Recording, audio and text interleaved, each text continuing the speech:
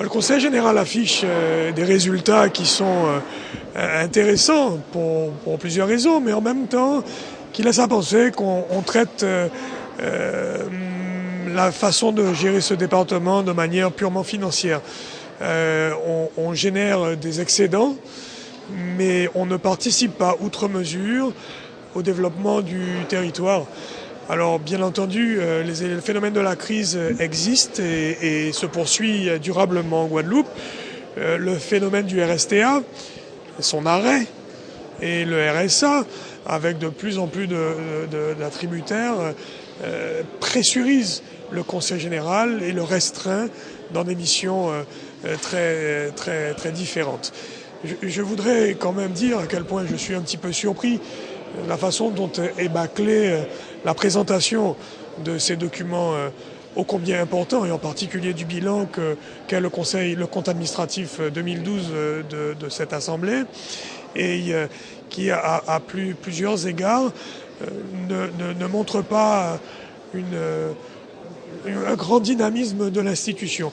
Et au-delà du compte administratif, sur l'avenir, en particulier, le budget supplémentaire, c'est un budget d'ajustement, tout le monde le reconnaîtra, il n'y a pas grand-chose à dire à ce sujet-là, si ce n'est qu'il faut absolument que le Conseil général honore ses engagements, en particulier auprès des tiers.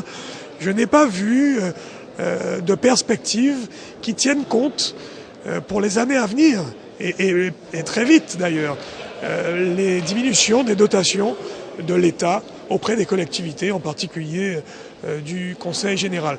Je n'ai pas vu non plus traiter des questions combien importantes liées à la pérennité de l'institution départementale, dont on sait qu'elle sera maintenue, mais avec une géométrie variable, en particulier sur son acception et sur sa politique en termes de participation au développement de la ruralité.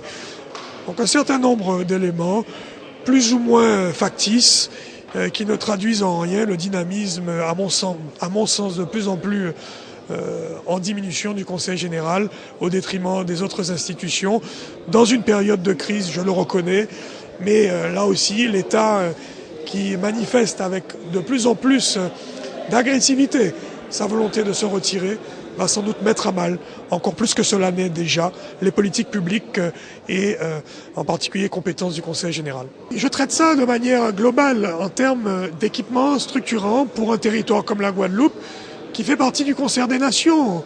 Au titre de sa taille, elle n'a rien à envier à nos voisins des Petites Antilles, qui sont eux aussi équipés de parcours de golf, ne serait-ce que pour éduquer les jeunes Guadeloupéens, mais demain peut-être aussi avoir des sportifs qui nous représenteront ici et dans le monde entier. C'est un sport qui devient olympique lors des prochains Jeux olympiques. C'est un sport qui verra en France en 2018 l'arrivée de la Ryder Cup. Nous devons, nous aussi en Guadeloupe, en bénéficier. Et pourquoi pas équilibrer le territoire en lui permettant d'avoir un golf, on va dire, balnéaire à Saint-François, un compact aux Abîmes, parce qu'il faut le rappeler, il en existe un aux Abîmes, il est de plus petite taille, et un autre en Basse-Terre, et pourquoi pas à Petit-Bourg. Je crois que c'est honnête que de le prévoir, et c'est, à mon sens aussi, une façon de se développer touristiquement, Petit-Bourg et la côte au vent de la Basse-Terre. Donc il n'y a pas de matière à critique, si ce n'est à respecter l'environnement, à respecter les cours d'eau et à trouver aussi un modèle économique qui soit viable. Car créer un golf, c'est une charge, il faut savoir l'amortir, il faut savoir l'exploiter et trouver la clientèle de ces golfs-là. On ne peut pas exploiter un golf qu'avec une clientèle locale aujourd'hui en Guadeloupe pour une population de 420 000 habitants. Il faut aussi avoir la capacité de générer sur les marchés porteurs, qu'il s'agisse des États-Unis, qu'il s'agisse du Brésil, aujourd'hui clientèle recherchée partout en France, à Saint-Martin ou à Saint-Barthélemy et dans la Caraïbe, qu'il s'agit des Russes, qu'il s'agit des Européens en règle générale, d'une clientèle qui est de plus en plus captive et qui s'intéresse à ce genre d'équipement structurant qui doit être de qualité. C'est le sens du travail qu'on mène à Saint-François depuis quelques années pour justement offrir des prestations à la hauteur de nos ambitions. Et c'est l'occasion pour moi de dire qu'au début du mois de juin, nous organiserons désormais sous le label Open de Saint-François Région Guadeloupe, le 3e Open international de golf qui se déroulera à Saint-François sur le parcours de Saint-François. Le compte administratif, bien sûr, sur le résultat du vote du budget primitif de 2012. Nous avons fait des efforts pour répondre vraiment à toutes les demandes de nos administrés, mais aussi aux engagements pris par la collectivité. Et c'est un compte administratif qui a été vraiment exécuté très grandement, surtout au niveau investissement sur les équipements à mettre en place, parce que 66% d'exécution des équipements, c'est important. Vraiment, c'est une grande fierté pour nous au niveau du Conseil général, parce qu'il n'y a pas beaucoup de collectivités qui ont ce taux d'exécution. Donc là, je dis encore, c'est les élus qui ont participé aux arbitrages nécessaires pour qu'on puisse mettre en place le budget primitif et bien sûr l'exécution avec les élus et avec le personnel du Conseil général. J'ai tout fait pour que cette exécution soit une bonne exécution, car notre souci, c'est de répondre aux préoccupations de nos administrés, tant au niveau social qu'au niveau des entreprises, car vous avez vu les chiffres, c'est 500 millions pour l'accompagnement social, mais aussi c'est 103 millions avec les reports pour le développement économique, bien sûr pour les entreprises. C'est, je dirais, une action politique très forte. Bien sûr, le budget supplémentaire, ça nous permet de pouvoir ajuster les crédits sur tout ce qu'on n'avait pas pu avoir à mettre en place lors du budget primitif. Nous profitons de cet excédent qu'on a pu dégager au niveau du compte pour pouvoir réinjecter un certain nombre de crédits au niveau du budget supplémentaire. Et là encore, c'est un acte politique, car ce n'est pas uniquement des crédits qu'on met en place, on met des structures, donc on met politiquement, on agit sur l'aménagement de notre territoire. Oui, mais je pense que là encore, si vous voulez, lorsqu'on fait de la politique, on a des priorités. La jeunesse, c'est notre priorité.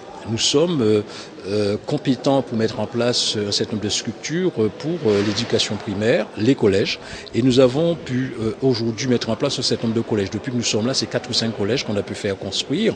Aujourd'hui, on va faire une pause, car les établissements aujourd'hui que nous avons mis en place répondent, favorablement à l'ensemble de l'effectif de notre pays. Il y a peut-être 2 communes qui ont encore un petit problème de sureffectif qu'on va gérer tant en revoyant la carte scolaire et en faisant bien sûr des agrandissements en tant que de besoin. Mais nous avons fait un gros effort. Et ce qu'il faut dire dans la politique pour les collèges, c'est sur la restauration scolaire. Je crois aujourd'hui nous avons un bon taux d'occupation au niveau des collèges pour la restauration scolaire, car nous savons que un jeune qui mange bien, qui a une bonne nutrition est beaucoup plus apte à avoir des résultats pour son avenir, pour son épanouissement. C'est une satisfaction, mais c'est pour tous les élus. Je ne suis pas le seul à le faire, parce qu'en fait, les arbitrages qui se font pour mettre en place un budget, c'est vraiment des arbitrages politiques. Et nous avons pu vraiment être satisfaits. Pourquoi? Parce que les élus n'ont pas privilégié leur canton. Ils ont privilégié le pays, et ce qui nous satisfait aujourd'hui, car nous avons travaillé pour l'ensemble de la Guadeloupe. Tout élu de la Guadeloupe, quel que soit l'élu départemental ou l'élu régional ou communal, fait une étude pour le développement économique de notre pays. Aujourd'hui, nous savons ce que le tourisme représente pour notre développement. Et je crois que pour permettre une attractivité, pour pouvoir ce développement-là, il faut mettre en place des équipements structurants. Le golf fait partie de ces équipements structurants, c'est les études qui l'ont montré, et nous sommes très fiers bien sûr de pouvoir participer à cet équipement-là, participer à cet élément très fort de développement en accompagnant la ville de Petit-Bourg.